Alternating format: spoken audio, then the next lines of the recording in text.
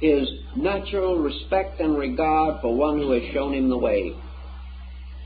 We may outgrow the past, but we do not outgrow the need to respect its accomplishments, even if we wish to move them into a larger framework. Thus, in the ritualistic part of life, we have need for restoring certain of these daily values. Now, what is the difference between a ritual and a commonplace activity? The principal difference seems to be that a ritual is purposed, and that in the attainment of its purpose, it makes use of discipline. The dancer, wishing to be a great artist, must pass through a long and trying period of discipline, becoming perfect in technique, in order that the technique shall no longer be visible. If it is visible, the perfection is not there. The great musician does not wish to be regarded as a magnificent technician. He wishes to possess the technique by means of which he can appear to be without technique, but so complete in his control of his instrument that it moves with him and obeys his every instinct and every impulse. Thus it is not the purpose of great artistry to produce the evident artist, but to produce the total artist, evidenced only by the quality of achievement rather than the technical means by which it is accomplished. Ritual is then a disciplined use of natural instincts, natural impulses, in order that they may present a meaningful pattern for our own amazement or for the informing of others. In India and other countries, we have hand postures and body postures, and we also have sound formulas, by means of which ancient symbolic rites are perpetuated. We have the mudras, the positions of the hands, the hand, finger, and body postures. We also have the mantrams, the sacred groups of syllables, the garlands of sounds, by means of which the gods of the ancient Vedas like to be worshipped. These were disciplined formulas, and they all remind us of one thing, that worship is discipline, and that worship, to become meaningful, must be impelled by a regard great enough to make labor worthwhile, that the discipline must be voluntary, that it must be because the end is so noble and so important that any struggle to achieve it is as nothing. Therefore, in the concept of ancient ritual, the perfection of it was due to the incredible dedication of peoples to these sacred ceremonies, for which they prepared themselves by purification and by the most exacting disciplines of body control, even as great as that of yoga or the Vedantic systems. Everything had to be right, because it was worship, and who worshipped poorly could not expect the gods to be attentive. In worship, therefore, this disciplined procedure gave us the religious dance. And all ritual consists of two great procedures. One is man's offering to the gods. It is man recognizing his dependence, recognizing his need, his eternal and unchanging requirement. And this requirement was always the same, that the gods of ages must be nigh unto him, that only when he walked hand in hand with God could he walk surely and safely. Therefore, the great ritual was a presentation of his need, a statement of his dedication, a bringing to the altar of the best of himself and the first of all things in his life.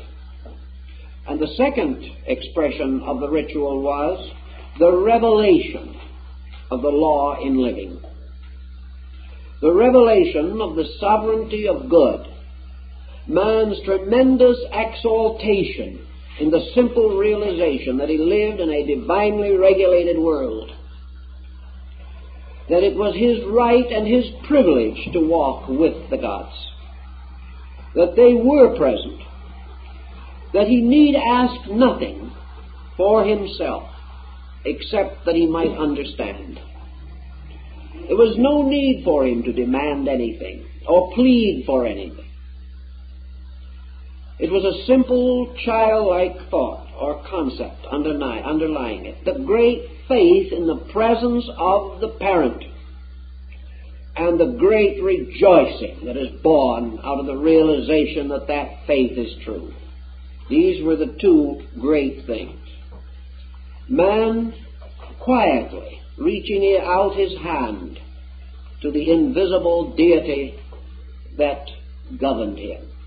And then, in his heart, having found that deity, performing the great rites of rejoicing, of exaltation, of crying forth the sheer joy of having found the faith and having felt within himself that he did live in the presence of an eternal light and that there could be no darkness. Thus the rituals primarily performed these functions.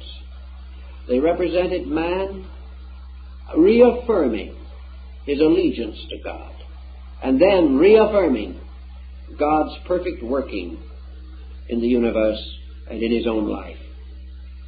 These ritual pageantries, therefore, gradually, as Pike points out, took on Pythagorean definitions. They took on patterns of stars and spheres and ancient squares, patterns of circumambulation, patterns of lights and altars, patterns of directions and corners of the world, patterns, all of them based upon this universal realization that the ritual was the actual representation of the machinery of the cosmos, that it was a revelation setting forth a living mechanism, not on paper nor in stone, the parts played by living persons who personified the elements, the principles, the laws, and the truths. And as you meditated upon these rites, a further thought came to mind, that these persons were not merely personifying laws for the sake of a ritual. These persons are themselves and must forever be personifications of the law. Every move we make is a ritual of the law, revealing either our wisdom of it or our ignorance of it. That every symbolic situation in a temple or sanctuary has its equivalent situation in the world. Therefore, the ritual is life, and life is the ritual. The small ritual locked within the 12 days of the Eleusinian was actually played out in the 80 years of human life. The ritual was therefore adjusted to life. It not only became symbolic of life, but it became symbolic of how to live life well. Who followed the ritual in his conduct found the gods. Who recognized that living was a lawful unfoldment of beauty, that the great laws of nature combined to form ethics, combined to form morality, combined to form beauty, will cause the individual to suddenly experience the possibility of a constant ritualistic procedure in which every action of life is forever performed with beauty. That the individual no longer breaks the ritualistic formula of his own conduct. We could not imagine in the midst of a high mass some petty, trivial thing breaking in and disrupting this sacred atmosphere. Nor can we really understand why man, himself a divine being, fashioned in the image of a creating power, endowed with the attributes of a spiritual, universal integrity, should suddenly become selfish, narrow, bigoted, fanatical, that he should transform his benevolence into hatreds, jealousies, and envies, and in this way destroy that thing most necessary to himself, as Plotinus explains in his essay on the beautiful. Actually, a beautiful life is a perfect ritual. And all ritualistic living is living in beauty, living in rhythm and harmony, rather than in strange discords and broken chords and dissonances. The ritual then became the symbol of living. It became the symbol of gracious living. It pointed out that there is a divine way of doing everything. Just as there is a divine way that makes the corn to grow. Just as there is a divine way that brings the child into the world. Just as there is a divine way which meets sorrow with consolation. Everywhere in everything there is a divine way. That divine way is the sacred ritual, the sacred dance, the sacred arts and sciences with their perfect keynotes and keyboards.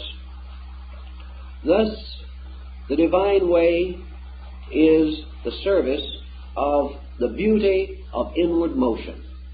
Instead of the individual stalking through life like some puppet on high boots, the individual moves graciously through life like the flowing robes of the Kuan Yin or the Lady of Mercy of Eastern wisdom.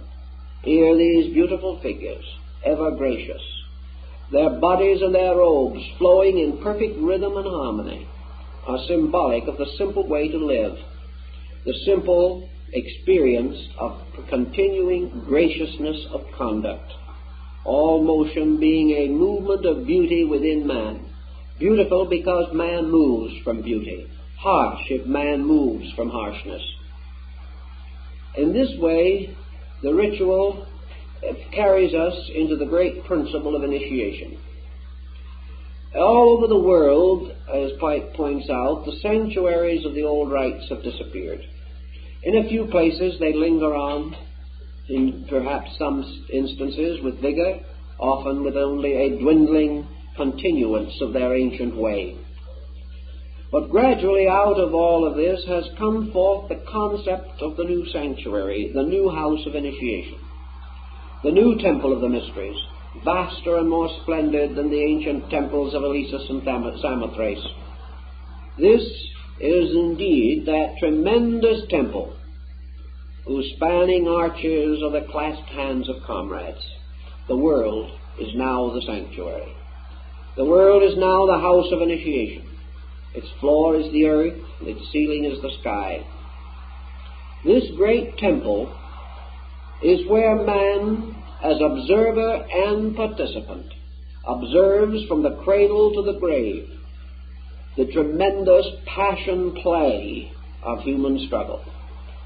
Here all ritual that has ever been, moving into the life of people, large and small, powerful and weak. Here we see the terror play of ancient times. Here we come to tragedies and comedies greater than those of Aristophanes or Sophocles.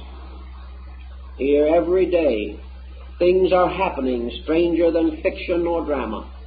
For this great vaulted world is the new temple of the mysteries. And in this temple man comes at birth. He no longer has to wait to be 5 years old to receive the lesser mysteries.